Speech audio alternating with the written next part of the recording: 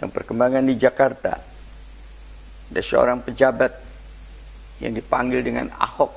Saya tidak tahu nama lengkapnya itu, karena saya pun tidak kenal siapa dia.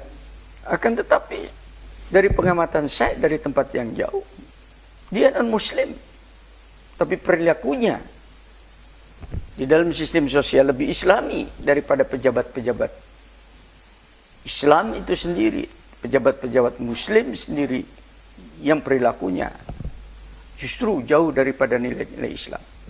Saya salut dengan keberanian seorang Ahok, dengan prinsip-prinsip kehidupannya, dengan prinsip-prinsip kebenarannya. Insya Allah apa yang dia unduh itu di dalam melakukannya itu adalah kebenaran-kebenaran wahyu, kebenaran-kebenaran ilahiyat, sekalipun dia tidak sadar bahwa itu adalah kebenaran ilahiyat. Dan itu yang diajarkan Islam. Satu contoh misalnya, yang sekarang sedang terjadi penggusuran pada penduduk-penduduk Jakarta, pendatang-pendatang yang menempati tanah-tanah negara seenak, berpuluh-puluh tahun beranak pinak di situ. Dia gusur, dia benahin, dikasih tempat yang lebih layak. Untuk saya itu adalah Islami. PKL yang menggunakan trotoar dan badan jalan untuk berjualan seenaknya dengan mengambil hak orang lain, itu tidak Islami, dan itu mayoritas umat Islam. Pada saat digusur, pada saat dinasihati, mereka marah, padahal mereka salah. Dengan dalil yang dibuat-buat bahwa tanah ini milik Tuhan. Pernahkah mereka berbicara, mereka meminta izin kepada Tuhan untuk menempati hak masyarakat, hak pengguna jalan? Ini memerlukan seorang pejabat yang betul-betul punya keberanian untuk membenahi masyarakat yang mulai bergeser dari masyarakat yang beradab menjadi biadab. Saya tidak bisa membayangkan kalau negeri ini setiap individu seenaknya berjalan tanpa ada sebuah aturan, tanpa ada sebuah penataan yang baik. Seorang Ahok dibetulkannya tata kota demi ketertiban, demi kerapihan, demi kebersihan fisik dan non fisik, saluran irigasi, sampah, termasuk yang non fisik adalah prostitusi. Prostitusi tentu saya adalah kriminal, bukan dimanjakan. Di dalamnya terdiri daripada preman-preman yang memanfaatkan kemaksiatan, dosa terhadap ilahi, dosa terhadap kemasyarakatan itu tadi untuk kehidupannya.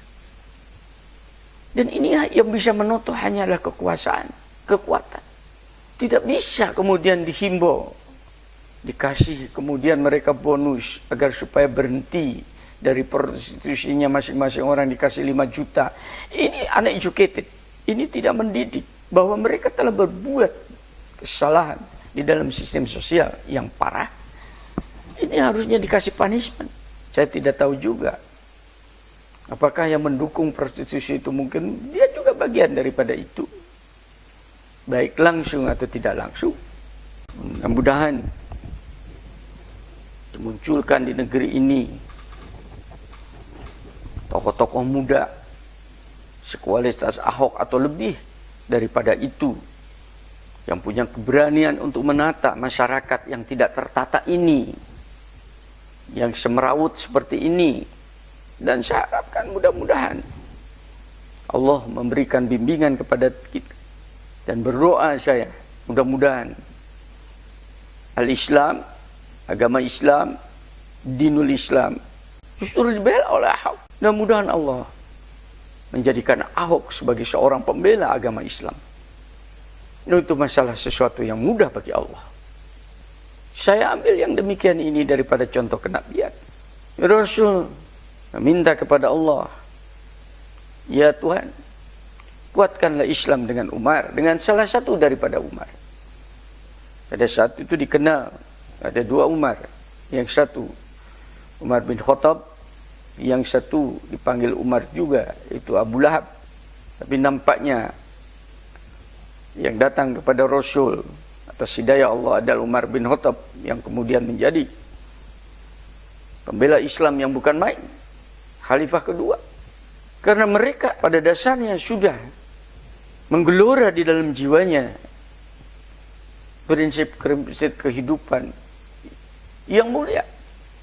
Suka pada kebenaran, suka kepada kebaikan, suka kepada keterus-terangan, jijik dan tidak suka kepada kemungkaran. Pada dasarnya seperti itu. Kita tidak boleh menjustifikasi bahwa seorang yang karena belum bersyahadat kemudian dia itu lebih buruk daripada orang yang sudah bersyahadat sejak kecil. Belum tentu. Mayoritas perilaku umat Islam di Indonesia tidak seperti itu.